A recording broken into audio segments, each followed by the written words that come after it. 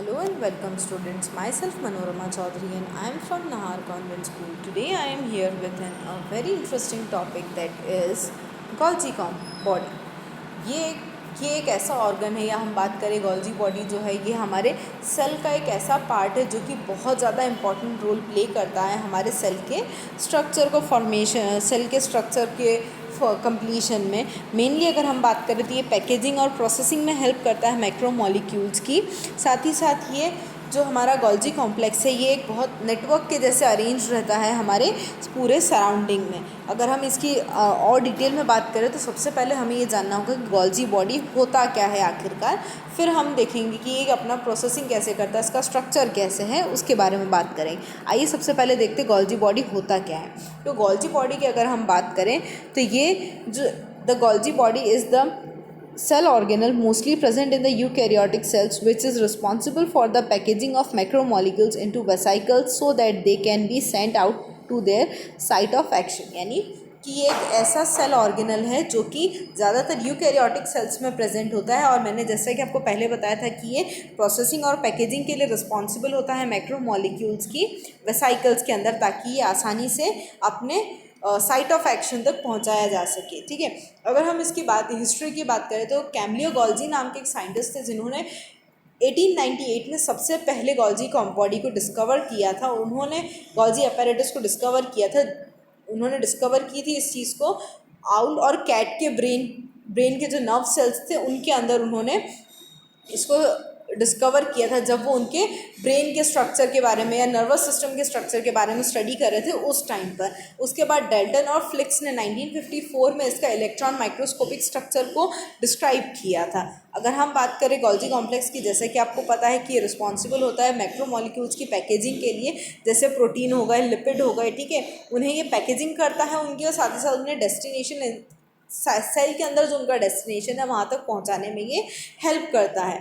अगर हम एक नाम और देते हैं जो कि क्या है, post office of the cell. हम इसे पोस्ट ऑफिस भी बोलते हैं सेल का। क्यों? क्योंकि ये क्या करता है, ये प्रोटीन और लिपिड्स जैसे मैक्रोमोलिक्यूल को उनके साइट तक पहुंचाने का काम करता है। इसलिए जिस तरह से एक पोस्टमैन हमारे लिए एक लेटर लेके आता है, वो कहीं से भी आया हो वो हमारा अगर लेटर है तो वो हमारे ही एड्रेस पर पोस्ट करता है। सेम एज गोल्जी कॉम्प्लेक्स भी वही काम करता है, वो मैक्रोमोलिक्यूल्स को उनके इंटरेस्ट ऑफ ऑर्गेनल के पास ले जाकर पोस्ट करता है। वहीं अगर हम बात करें इसके नेम्स की तो इसके पास और भी नेम है। तो इसे हम बोलते हैं गोल्जी कॉम्प्लेक्स भी बोलते हैं, गोल्जी सोम भी बोलते हैं, डिक्टियोसोम बोलते हैं, लिपोकॉन्ड्रिया बोलते हैं, डाल्टन्स कॉम्प्लेक्स और बेकर्स बॉडी भी बोलते हैं हम इसे। अगर हम इसकी लोकेशन की बात करें कि ये कहाँ पाया जाता है तो ज़्यादातर ये हमें यूकैरियोटिक सेल्स में यूकैरियोटिक हर सेल में हमें देखने को मिलेगा except male gametes of bryophyta and pteridophyta, mature sieve tubes, कुछ फंगल सेल्स और आरबीसी एनिमल के आरबीसी सेल्स में ये हमें देखने को नहीं मिलता है और साथ ही साथ ये प्रोकैरियोटिक सेल्स में भी एब्सेंट रहता है। वहीं अगर हम बात करें कि ये इतना ज़रूरी हमारे लिए क्यों है, हमारे लिए प्रोटीन जो गोल्जी कॉम्प्लेक्स हम क्यों पढ़ रही है, इसको हमने as a most important organ जो सेल ऑर्गन्स है उनमें से एक क्यों माना है, तो हमने इसे इसलिए माना है क्योंकि हमारा जो सेल है वो सिंथेसिस करता है लार्ज नंबर में प्रोटीन और लिपिड के मॉलिक्यूल्स को। और जो गोल्जी अपैरेटस है वो एक इंटीग्रल ऑर्गेनल के जैसे काम करता है जो कि मॉडिफाई करता है, शॉर्टनिंग करता है, पैकेजिंग करता है मैक्रोमोलिक्यूल्स की ताकि वो सेल तक पहुंच सके। यानी वो पूरी तरह से हमारे सेल के लिए जो प्रोटीन मॉलिक्यूल्स है उनको डिस्क्राइब करने में हेल्प करता है। साथ ही साथ ये एक बहुत ज़्यादा इंपॉर्टेंट रोल प्ले करता है सिंथेसिस में भी हेल्प करता है और साथ ही साथ ये बहुत ज़्यादा मेजर साइट होती है किसकी, कार्बोहाइड्रेट सिंथेसिस के लिए। अगर हम अब हम बात करते हैं इसके स्ट्रक्चर की। ठीक है, अगर हम इसके स्ट्रक्चर की बात करें तो यहाँ पर जो इसका स्ट्रक्चर है वो 3 अलग अलग पार्ट से मिलकर बना हुआ स्ट्रक्चर होता है मेनली, और एक ये प्लियोमॉर्फिक कॉम्प्लेक्स स्ट्रक्चर बोलते हैं इसको, जिसमें कि 3 अलग अलग पार्ट्स प्रेजेंट होते हैं जो कि क्या है, सिस्टर्नी, वेसाइकल्स एंड ट्यूब्यूल्स। तो अगर हम सिस्टर्नी की बात करें तो सिस्टर्नी जो है हमारा वो सबसे छोटा यूनिट होता है हमारे वेसाइकल का, या सॉरी हमारे गोल्जी कॉम्प्लेक्स का सबसे छोटा स्ट्रक्चर होता है जो कि काफ़ी एक फ्लैटेंड सैक लाइक स्ट्रक्चर में प्रेजेंट होता है और वो बंडल्स में अरेंज रहता है पैरेलल फैशन में। वहीं अगर हम बात करें तो ये जो स्टैक लाइक मेम्ब्रेन स्ट्रक्चर्स होती हैं, बॉडीज़ होती हैं, इन्हीं हम सिस्टर्नी बोलते हैं। अगर एक इंडिविजुअल स्टैक लाइक स्ट्रक्चर अगर अवेलेबल है हमारे पास तो उसे हम डिप्टियोसोम बोलेंगे, स्पेशली इन प्लांट सेल के अंदर। अगर हम सिस्टर्नी की नंबर की बात करें तो एक सिंगल स्टैक में ही approximately 6 to 8 number of cisternae folds हमारे पास अवेलेबल होते हैं।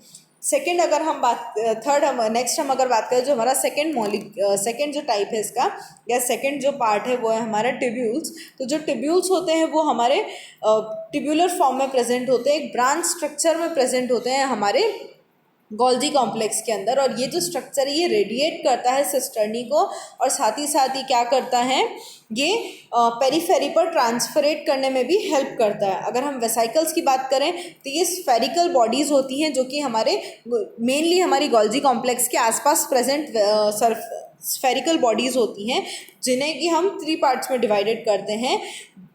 First as a traditional vesicle, second secretory vesicle, third C coated vesicles, यानी ये 3 अलग अलग पार्ट्स में हम इनको डिवाइड करते हैं। अगर हम इनके फंक्शंस की बात करें, गोल्जी कॉम्प्लेक्स का मेन फंक्शंस क्या है तो सिक्रीशन होता है, सिंथेसिस होता है, एपोप्टोसिस हो गया एंड फॉस्फोराइलेशन, जैसे ये इंपॉर्टेंट प्रोसेसेस में बहुत ज़्यादा हेल्पफुल होता है। आई होप आपको गोल्जी बॉडी का स्ट्रक्चर समझ में आ गया होगा और आपको ये वीडियो भी पसंद आई होगी। Thank you.